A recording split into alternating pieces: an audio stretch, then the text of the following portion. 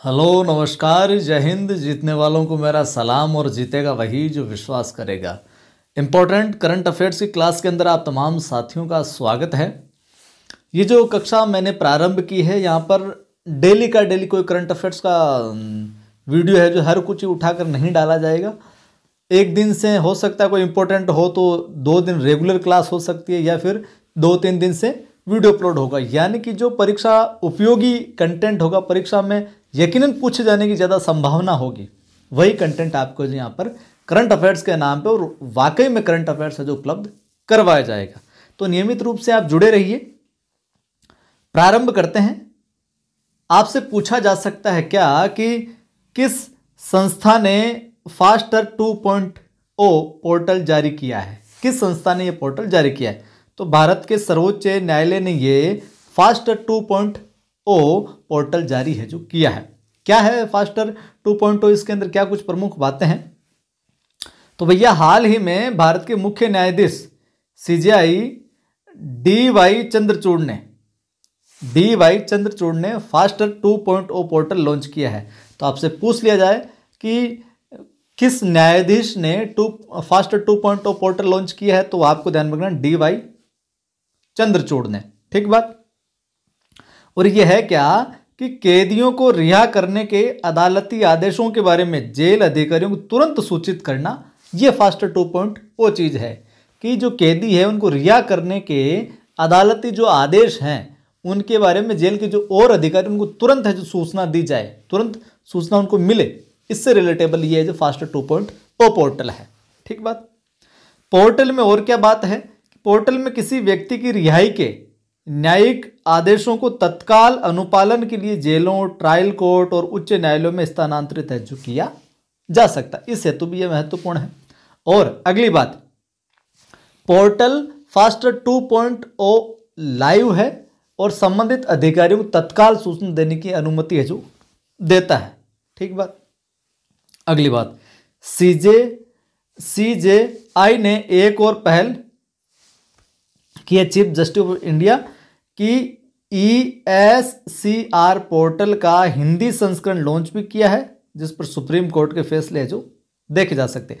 तो supreme court के फैसले कहां पर देखे जा सकते हैं? ESCR पोर्टल पर। ठीक बात।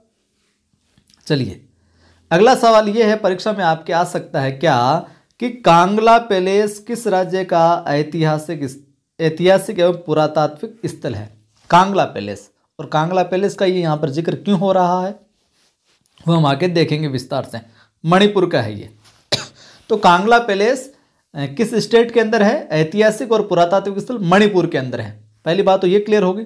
आगे देखिए, हाल ही में भारतीय नौसेना को, किसको? भारतीय नौसेना को मुंबई में Mazagon dock ship builders limited MDL से युद्धपोत इम्फाल प्राप्त हुआ है। यहाँ से एक, अब यहाँ पर क्या है कि जहाज के शिखर पर बनाए डिजाइन में बाईं ओर तो कांगला पैलेस और दाईं ओर कांगला सा को दर्शाया गया है। यहाँ का स्थल कांगला पैलेस मणिपुर का एक महत्वपूर्ण ऐतिहासिक और पुरातात्विक स्थल है। राज्य की पारंपरिक सीट थी। ड्रैगन के सिर और शेर के शरीर वाला कांगला सा मणिपुर का राज्य प्रतीक है।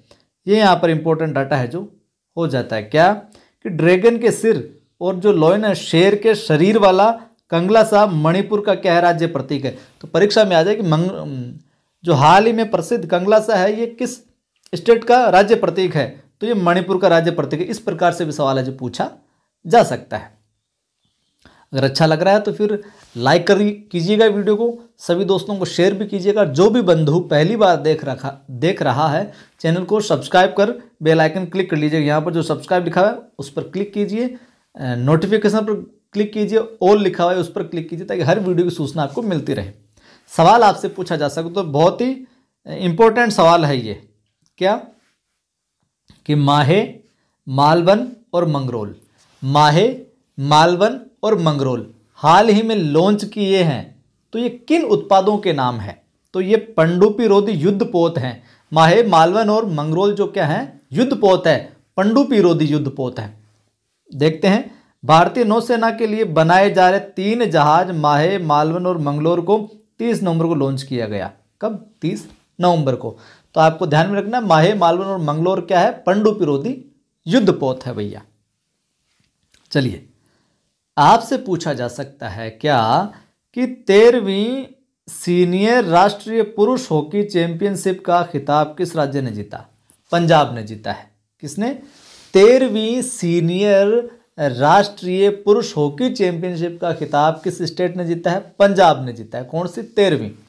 और पंजाब ने चेन्नई में सीनियर पुरुष राष्ट्रीय हॉकी चैंपियनशिप में खिताब जीतने के लिए गत चैंपियन हरियाणा को पेनल्टी शूटआउट में हराया। हराया किसको है? हरियाणा थी सामने टीम, उसको हराया है। और हरियाणा क्या थी? गत विजेता थी। पिछले साल, इससे पहले जो टूर्नामेंट हुआ उसकी क्या है, ये विनर टीम रही थी हरियाणा, और इसको इस बार पंजाब ने है जो हराया है। चलिए, आपसे पूछा जा सकता है सवाल क्या कि सियाचिन में तैनात होने वाली भारतीय सेना की पहली महिला चिकित्सा अधिकारी कौन बनी है? सियाचिन में तैनात होने वाली भारतीय सेना की पहली महिला चिकित्सा अधिकारी कौन बनी है? तो ये बनी है गीतिका कौल। कौन बनी है? गीतिका कौल। प्रमुख बात देख लेते हैं गीतिका कौल की। तो स्नो लेपर्ड ब्रिगेड की, किसकी? स्नो लेपर्ड ब्रिगेड की कैप्टन गीतिका कौल ने दुनिया के सबसे ऊंचे युद्ध क्षेत्र यानी कि सियाचिन में तैनात होने वाली जो भारतीय सेना की पहली महिला चिकित्सा अधिकारी बनकर क्या कर दिया है? हिस्ट्री क्रिएट कर दी, इतिहास रच दिया है। आपसे पूछा जा सकता है, इंपॉर्टेंट फैक्ट है, इंपॉर्टेंट सवाल है क्या कि हाल ही में भारत की तीसरी महिला ग्रैंड मास्टर कौन बनी है? भारत की तीसरी महिला कौन बनी है? वैशाली रमेश बाबू। कौन बनी है? वैशाली रमेश बाबू। तो वैशाली रमेश बाबू भारत की 84वीं ग्रैंड मास्टर बन गई है। ग्रैंड मास्टर 84वीं और महिला ग्रैंड मास्टर तीसरी, ये ध्यान में रखना। इन्होंने 2023 एलो बेग्रेड ओपन के दौरान 2500 रेटिंग पॉइंट्स हासिल कर ये कारनामा किया।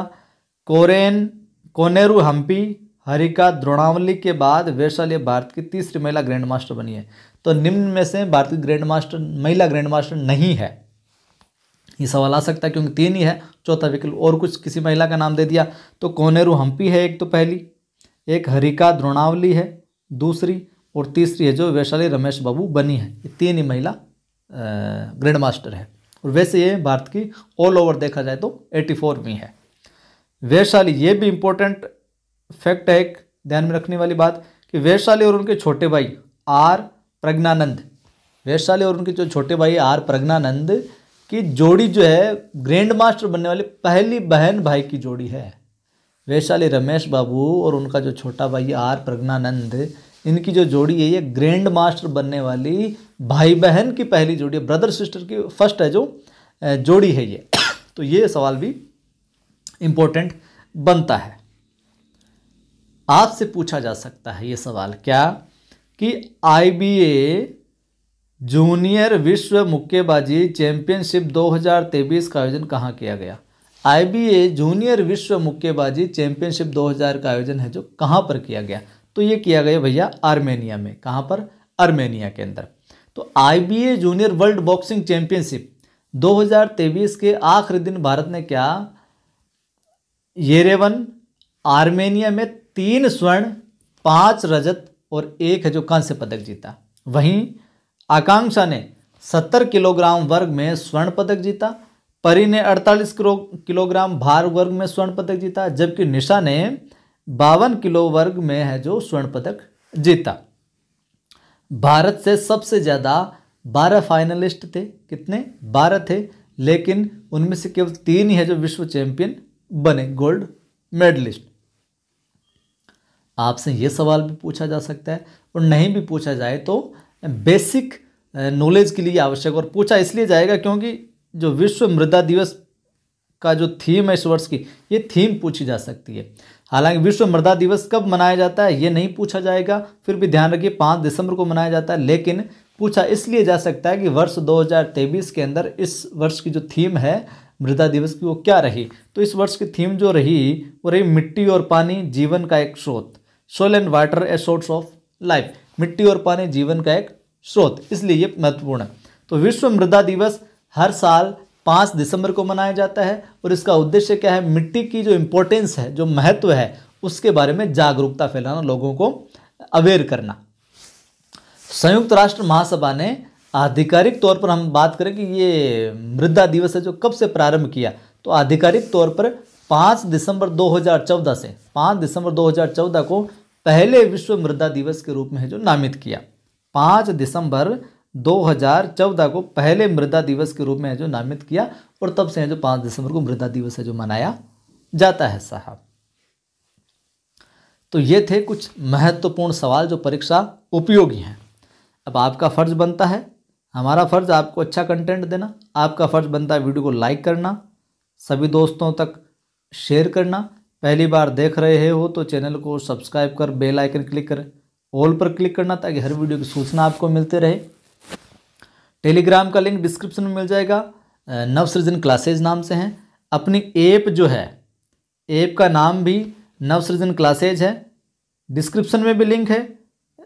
और साथ ही साथ प्ले स्टोर पर जाइए, आप वहाँ सर्च कीजिए नवसृजन क्लासेज, प्ले स्टोर पर जाइए और वहाँ सर्च कीजिए नवसृजन क्लासेज, आपको ऐप मिल जाएगी, इंस्टॉल कीजिए। यहाँ पर मैं फ्री टेस्ट भी डालता रहता हूँ, बाकी नेट की हिंदी की टेस्ट सीरीज डली हुई है, फर्स्ट ग्रेड हिंदी का सुपर 100 बैच चल रहा है, उसमें ज्वाइन होकर उससे जुड़कर आप अपनी तैयारी को और बेहतर है जो बना सकते हैं। जुड़े रहें, जोड़ते रहें। जय हिंद, फिर मिलता है।